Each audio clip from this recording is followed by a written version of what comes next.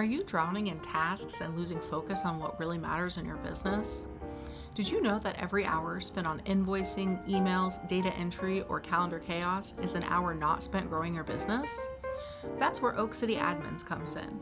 We handle the busy work so you can lead, scale, and breathe easier.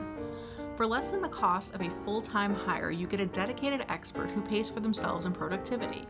If the biggest obstacle in running your small business is delegating to elevating, let Oak City Admins help you grow. Smart support, serious results. She has been captivating audiences for years with her wit and charm, straight from the networking floor to give you all the dirt. It's Dusta!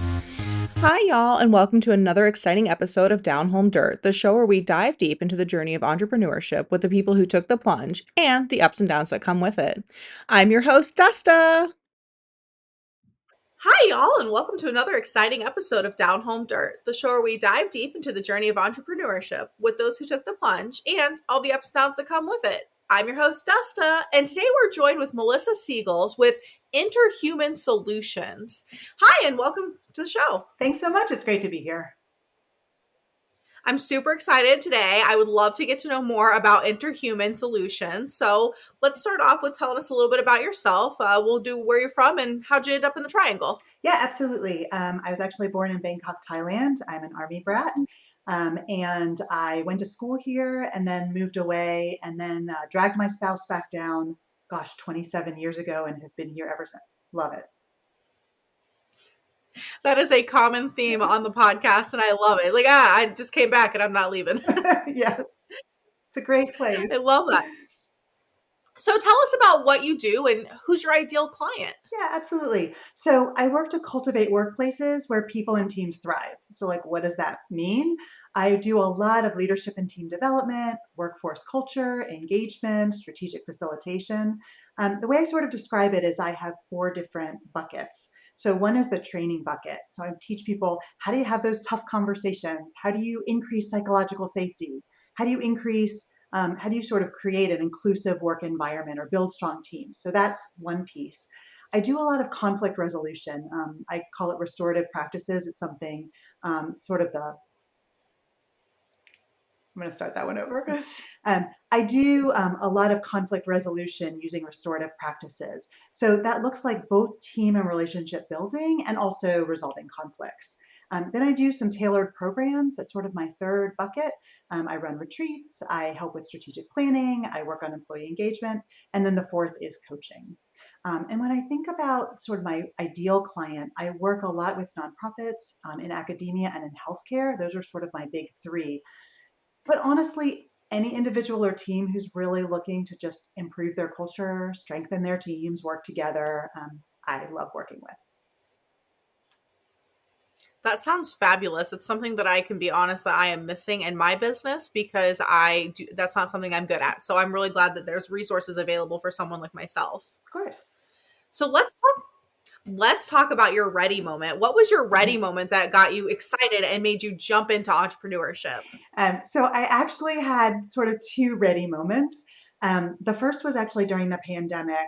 I was working full time at the time, and folks were really struggling. I mean, hungry to learn, trying to figure out how can we be more inclusive? How can we manage during times of uncertainty? How can we sort of figure out what's happening in the world? And so people started asking me to do a lot of restorative work, a lot of training. And I was doing that probably once or twice a week. And finally, a friend said, you probably should be charging for this. So I opened up a business literally in October of 2020, went to the mountains for the weekend, sort of created a logo, came back and literally opened my business. That was sort of my first ready moment. I did keep a full-time job for about 4 years after that, continued to work full-time. I wasn't really ready yet to be a full-on entrepreneur. And then my youngest graduated from college and got a job with health insurance. So that was sort of a moment for me. And I wanted to get more involved in the local community and the community beyond to make a difference on more teams. And I guess ultimately spending more time doing sort of client-facing work and culture work. I was drawn to sort of that specific work, coaching, restorative work, rather than all of the meetings and the budgets, which are a big part of when you have a full-time job. It is, and that is why I don't. And I love telling people that I don't have a job because they look at me like I'm crazy, and I'm like, well, I own a business, so it's not a full-time job. It's 24/7, It is. 360. Yes. There is no time off. Yeah. So I love that you had the job and then you were also doing your side hustle. I feel like a lot of us feel like we don't have the time. And honestly, some people don't. I'm going to be honest. When I first started, I really didn't have the time either, but I felt like it was necessary. So I jumped in with all feet, like I have more than two. And I was like, this isn't happening. Yeah. So I love that you were able to integrate that until you were able to just take over full time. So are you full time now with the Interhuman? I am. I'm working full-time, more than full-time with Interhuman Solutions at this point. So I stopped full-time work officially end of August of last year. So September 1 was sort of day one for me of full-time Interhuman Solutions. Congratulations. That's really a big deal. Yeah. Yeah. It's amazing. I It's been a love journey. It's been a journey. And we're going to jump into that journey. So let's talk about some of the common challenges that you faced when you were doing this, when you first started. Yeah, so I am not. I've actually connected with a lot of folks in the entrepreneurial community, and it's very interesting because a lot of people were entrepreneurs from the get-go, and I wasn't. I've had a job really since I was 15, 16, and worked full-time most of that time with a couple of years as part-time. So for me, being an entrepreneur was a very different kind of work. I've never had to hunt for my own food, so that was new for me. And so I had to figure out how to do that, right? How do you network with people and sort of sell people? And so it's been a journey to figure out how do I do that given who I am. I'm not a salesperson by nature.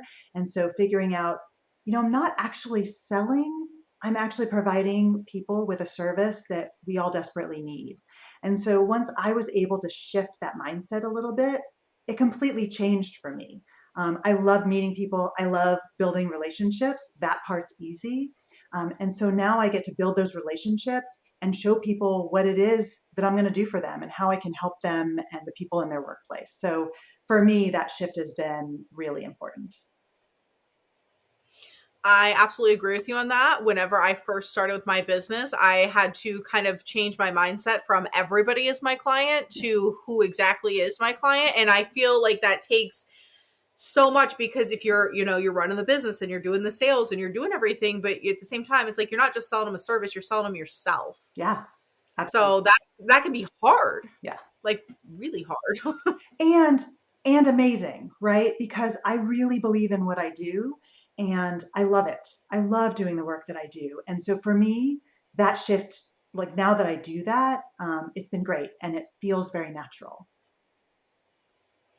Yes, it took me a while, so I understand that journey. And it was one of those things where it kind of I joined a networking group, and then that's when I realized like what I needed to say and who was my ideal client and really like niche it down. Like what is it, the funnel, I think they call it. Yep. So I feel it was definitely a journey. So I'm really happy that you are gotten to this point. That's great. Yeah. It is really hard. Yeah. Just reading, sorry. So what is your favorite part of what you do? It's really hard to pick a favorite part. I love training. I love being in front of a room and helping people come to those like aha moments. I love engaging groups of people in the learning to be more effective. So that's super fun. I love building community at work, establishing norms and values, helping teams figure out like how they work together. How can we be more effective? I love getting to the elephants in the room. There's things that we don't talk about that people are worried about talking about, and having those tough conversations. And like, let's figure it out. Like, let's rumble effectively, and then let's figure out how we move beyond this. So for me, all of those things. I love the work. No, that's amazing. And you mentioned having the hard conversations, and that is something that I still to this day, even, this many years in, struggle with. Yeah. So what is like one way that you do help people even initiate those conversations? Yeah, I have sort of a whole rubric that I teach when I'm doing training. And honestly, one of the most important parts, and this is where I always start that training, is with listening. We're so used to, okay, I have a tough conversation. I need to give this person hard feedback, and I'm going to tell this person, right, what I need to tell them. And we're afraid to do it. And when the focus is on what I need to say instead of what I want to hear, right? What's this other person thinking? What's going on for that other person? How can I help that other person? How can we figure this out together? That completely shifts it. And so I teach a lot of listening and how to do that and how to be curious and how to ask those open-ended questions, because that's the start of a really effective conversation. Absolutely. I believe that communication is key, both in personal and in business relationships. And it took me, I had to go to therapy to learn how to communicate in my personal life in order to transition that into my business life. Yeah, it's funny. So it is very hard. No, absolutely. I was doing this training, actually with a bunch of doctors, and we were doing the listening exercise and debriefing at the end. And this physician in the group said, I think if I do this at home, I'm going to have a much better relationship with my wife. And of course, everyone in the room cracked up. And it's true, right? These are skills that we can use in our personal lives and skills that we can use in our work lives. So the skills are the same. It's just using them, right, wherever we go and whoever we're interacting with. Absolutely. You are correct on that. And making sure that they understand what it is that you're saying. So that I realize that there is so much more to communication than just here's what I need. Yes. It's 100%. so much bigger than that. Yeah. And I'm glad that you bring that to them. Yeah. So speaking of, what is one of the hardest parts of what you do? Yeah, that's a tough question. So I would say there are a couple things.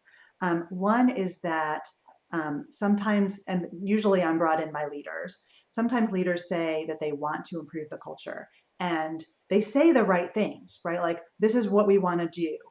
This is how I want my people to be. And it's much harder to actually do it, to walk that walk. And so that's always a struggle when a leader says the right things and it's hard for that leader to look in the mirror, to have those tough conversations, right? It takes bravery to be vulnerable and to change and to not be the same way that we were taught how to be leaders, because those old ways of being a leader are not effective. And so I think for me, that's hard.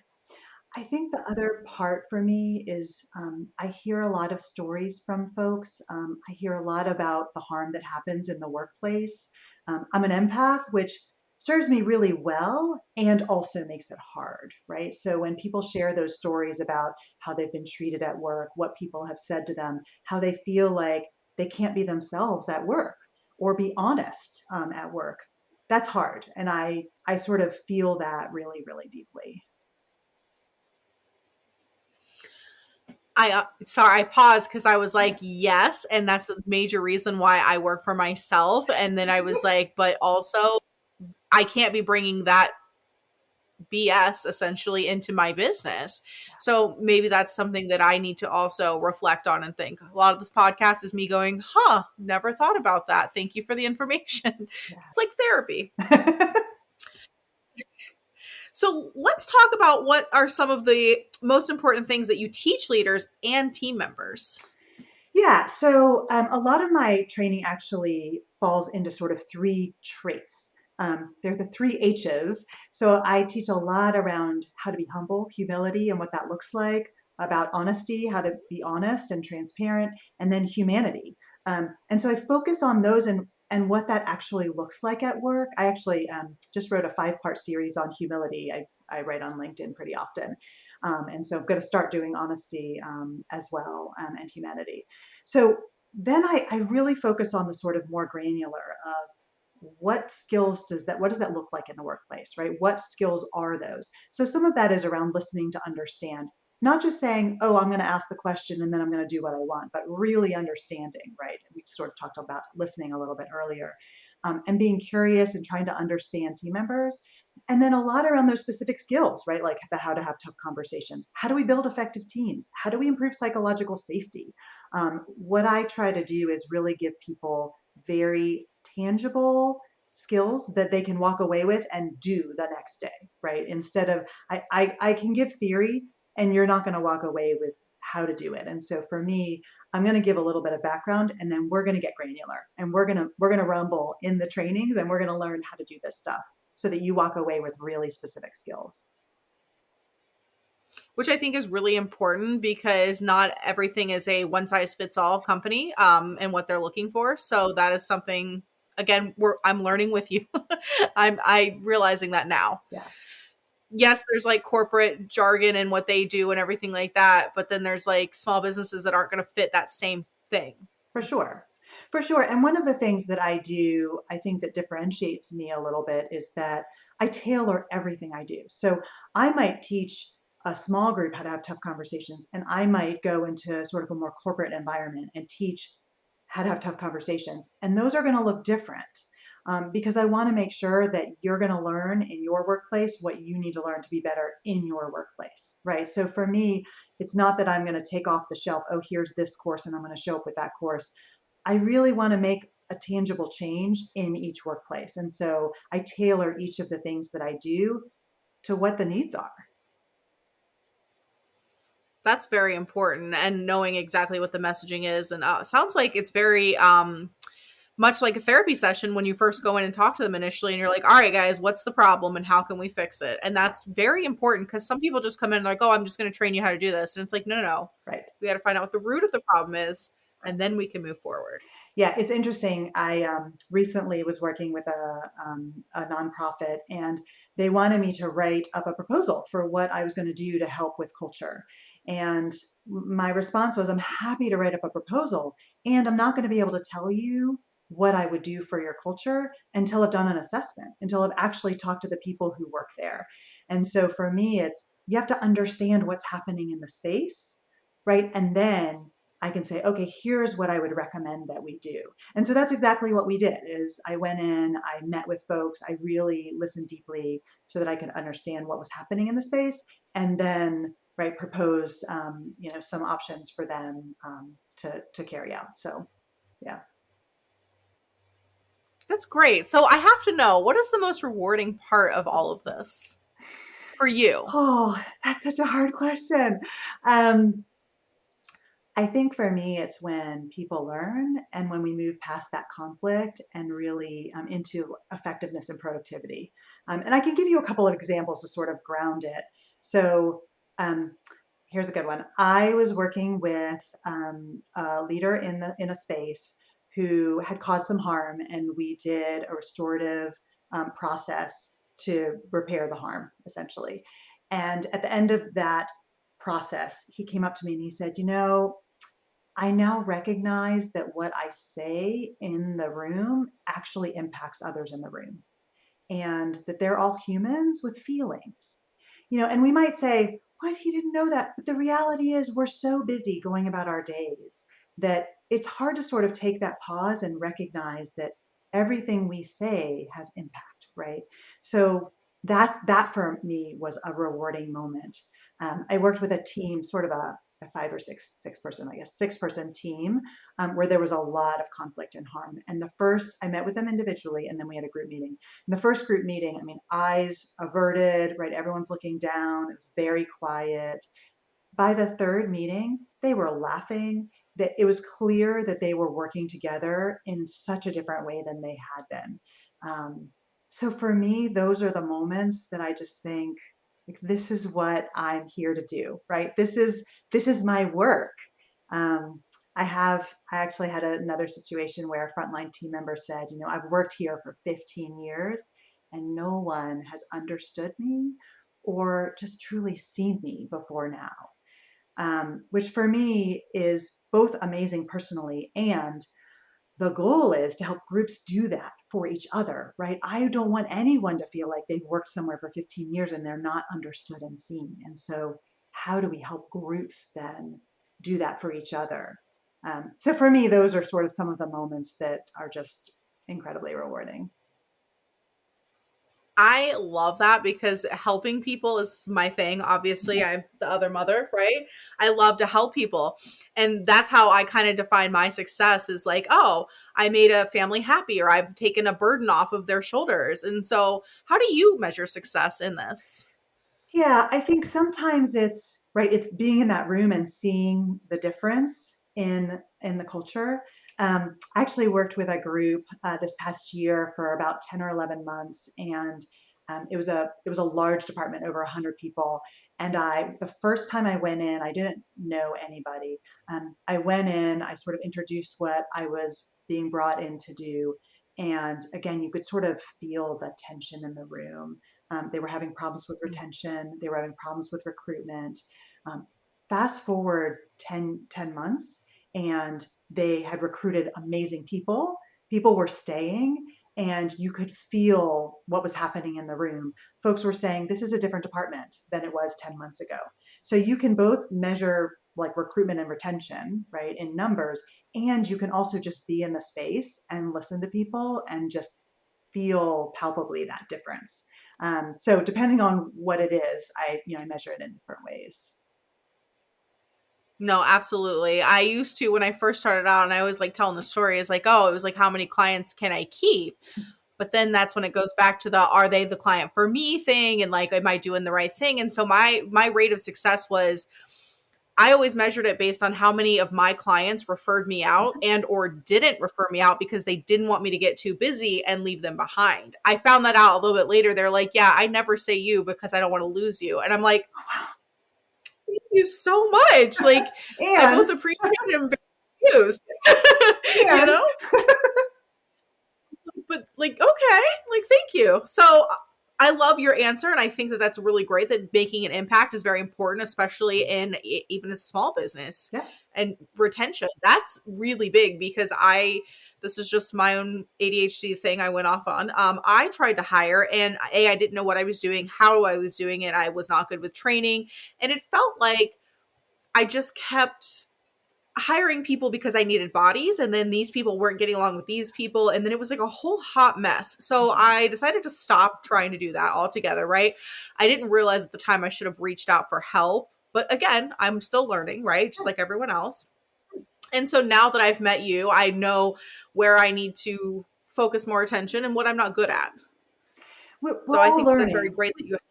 Yeah, we're all learning all the time, right? I mean, part of teaching about the humanity piece, right, the third H, is that we're all learning all the time.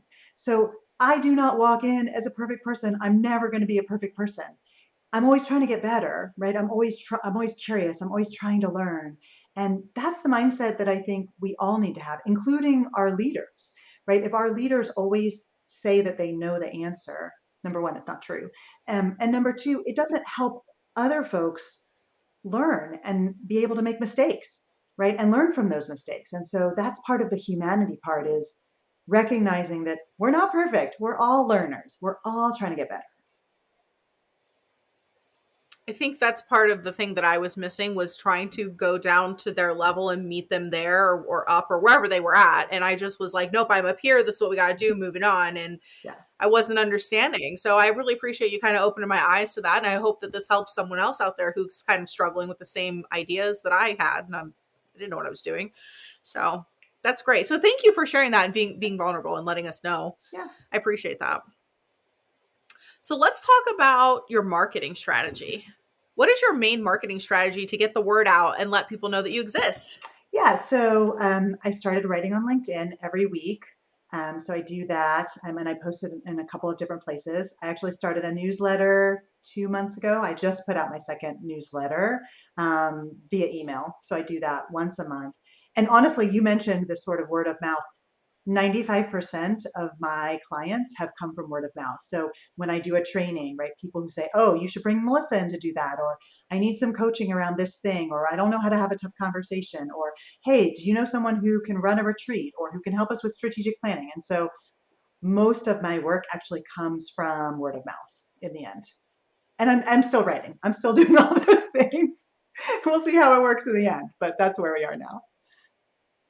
No, I love it. It just occurred to me because, I'm slow today, that everything you talked about was essentially, and you do coaching, was basically like what a sports coach would do to a player. Like, hey, you need to make sure you're on track. And so I love that you're doing, like, it's a whole thing. It's all full circle. Yeah. You're coaching them, you're teaching them communication, you're giving them direction, all of the things. And as you can see, I'm a person who lacks that right now. So I do appreciate that. It all fits So into the let's talk same. about, Oh, sorry. I was no, gonna go say, ahead. I was just going to say, it all fits into the same bucket of culture, right? How do you build workplaces where people thrive? How do you build workplaces where teams can work effectively together? And so all of those pieces, the training, the coaching, and sometimes a lot of the coaching I do is informal. I can do formal coaching and I do a lot of informal coaching, right? When we have a conflict, getting in there and helping folks resolve it, building team norms, all of those things. It's all part of the same sort of big package of how do we improve workplace culture? How do we create those workplaces where people feel like they belong? It's inclusive, right? I can show up as myself. I'm effective. I'm productive. I want to stay, right? All of those things. It's all in the same bucket. It is, because they also say that people who don't feel understood, appreciated, or valued will not be retained. And so it seems like that's the three major things that need to be forefront of an entrepreneur when they're hiring, when they're keeping staff, and all of that. Exactly. Yeah. Okay. Look, I'm learning, guys. I just want everyone to know I am learning and I appreciate this. This is why I do the podcast, because there's so much I still have to learn. I'm never going to say I'm an expert. Well, maybe in We about all 50 do, years. right? We're all learners. That's true. And like something else is like, things change pretty often. I realized this the other day when I was looking at my child's school versus the way I went to school, and how they have a whiteboard and they have like technology. And I was like, things just constantly evolve. And sometimes if you like say I didn't have a child, I wouldn't have known that, right? For sure. So we have to constantly be on the lookout for new and improvement stuff, and making sure that we're always constantly with whatever the times are. 100%. 100%. Not get stuck in our ways, I guess is what I'm saying. Yeah. I think the more we show up So as learners and recognizing that we're all here to try to do better and that none of us are perfect, that's part of that showing up vulnerably for leaders that sometimes is really hard and is also incredibly powerful. I mean, I can tell you a story. This is like a while ago. This is like 20 years ago. I was a supervisor on a team, and I tend not to curse at work, try to sort of keep it professional. And so I was in a meeting and someone came in with some pretty bad news.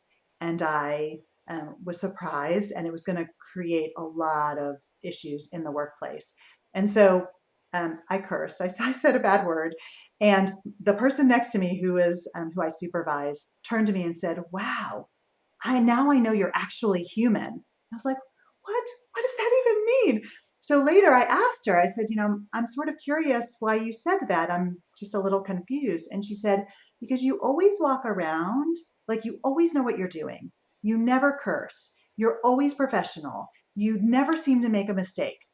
You're always perfect. And I feel like I can never be that. I feel like I can never be you. And I want to be."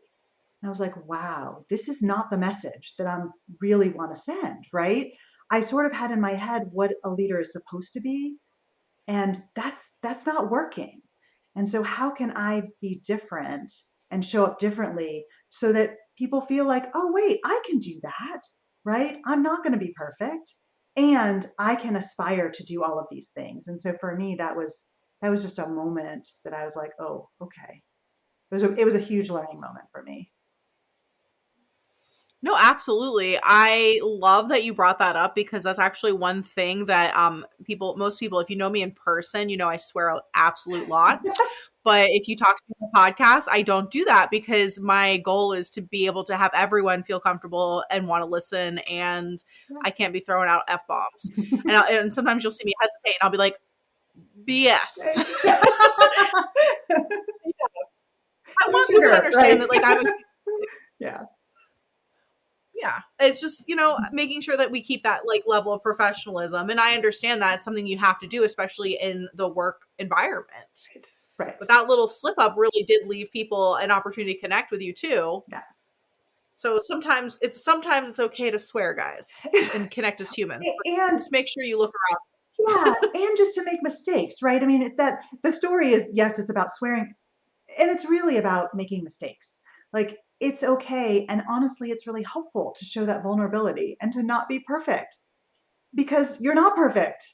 And so I think just showing up as a real human, as a true human, is really powerful at work, and really then it helps build that psychological safety, right? That's one of the parts of psychological safety is admitting your mistakes, right? Owning them, figuring out how do we do better together, because then you're giving other people permission to not be perfect, to make mistakes, to try things. And so that's a really important part of building a psychologically safe workplace. Yes, and I think that when you build that safe space for people to what's the word I'm looking for? Not gain knowledge, but they're more creative. That's what I'm Yeah, looking for, and they tend to try more things, and they're yes, more apt to take. I don't want to say take criticism. That's not the word I'm looking for, but like take feedback and kind yeah, of adjust and move on when they feel 100%, safe. 100%, right? To both give and So I receive love feedback. Yeah. that's great. This is great advice today. Mhm. I'm loving it. So let's talk about, speaking of advice, let's talk about what was a good piece of advice that was given to you that made you jump into entrepreneurship. Um, well, the first piece of advice that made me jump into entrepreneurship was, "You're giving away stuff for free. Stop doing that." Um, so that was that was the beginning.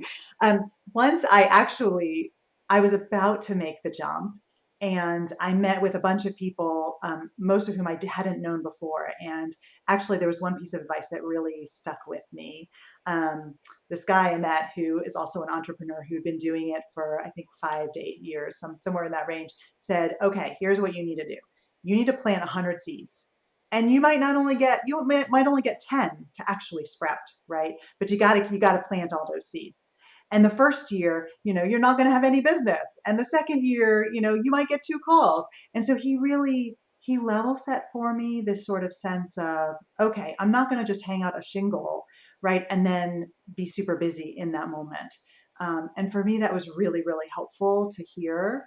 Um, and it's moved faster than he said, so that's good. Doing better than I thought. And I've been actually super busy, which is great. Um, what I will say, I've learned that, and people have started asking me, so what advice would you give people who want to be entrepreneurs? And so there are a couple things that I've done that I've found really helpful. One is find those thought partners, find people you trust, share advice, right? Share support. They could be other entrepreneurs, they could be people who sort of do your type of work, whatever that looks like. But having those partners, I think, is really, really important. I think the other piece for me, and perhaps this is why things have sort of moved faster than I expected, is do what you love to do. Do what brings out your superpowers, right? If you really love your work and you do it well, it shows. And so for me, that's like, I think about that a lot, is that I get to do what I love to do. And so whatever that looks like for you and whatever you're really good at, right? I think if you do those things, you'll do well. Absolutely. I agree with that. I am one of those people where I do what I love Yeah.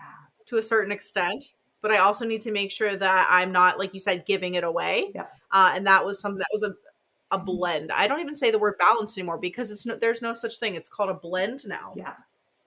So making sure that you're blending all of those things together. I talk with my hands. I'm not Italian though. It's all good.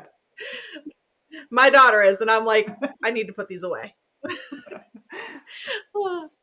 So, is there anything that you wanted to share with our listeners in order to gain a little bit more attention to this podcast? I think, one of the things that I think about a lot is sort of what I bring to the space, that's helpful in the space, and that makes me a little bit different from other people.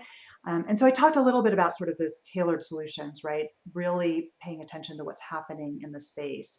Some other things that made me a little bit different is that I weave restorative practices into everything I do. So, and that includes the value of community and each individual being part of that community and part of that collective. And those practices really helping us see each other authentically. So that's a little bit different. And it's funny, I recently interviewed for 3 different contracts, and I got all of them, which I was a little surprised at, right? Like 3 in a row. And so the third person who offered me the contract, I asked her, I said, "So I'm curious, I know you interviewed 4 different people. Why did you choose me?" And she said, there were 2 categories. One is that you showed up really authentically. People felt that there was just this warmth and you just were genuine. And we really liked that. And you clearly care about people, you care about other humans, and we need that where we are. And the other piece is that you have actual work experience. So when we asked you questions about what you would do with this situation or how you would handle this or how are you going to help us specifically in this space, you were able to answer all of those things with pretty clear, specific next steps. And so for me, it's sort of that mix of how I show up and the experience and knowledge that's been really helpful in my business as I've grown in. Yes. Yes, because if you're not showing up authentically and you're not like caring about the people, like people can tell. They really can. And that's one of those things where I feel like 95% of the reason why people choose my business is because I really care Yeah. and I want to make sure it's done right and I'm willing to go the extra mile and 100%. just like you said, show up authentically. 100%. Yeah, I mean, this may sound trite. I don't know. I really care about other people, right? I really care about humans. Every human is an important person, and I love getting to know people. I love getting to know their why. I love helping people get better and do things better and show up more authentically. And all of that helps people be more productive and effective at work. And so for me, that's just part of who I am. I get to live my values every day and I get to do work that I love and I get to make a difference in the work lives of other humans. So for me, that's really special. It's a positive impact. That's big. I love that. Thank you. So tell everybody where they can find you on LinkedIn. What is your name and all your other socials? I'll link them with the episode down Okay. below, but I always like to have them. Yeah. So it's just Melissa Segal 18 on LinkedIn. But if you look for Melissa Segal, you'll get to me, Segal. I have a website, interhumansolutions.com, just all one word. Melissa at interhumansolutions.com or interhumansolutions@gmail.com. Either one works. I don't have Instagram or TikTok.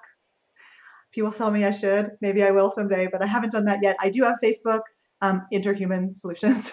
You just, you put it in and you'll find it right away.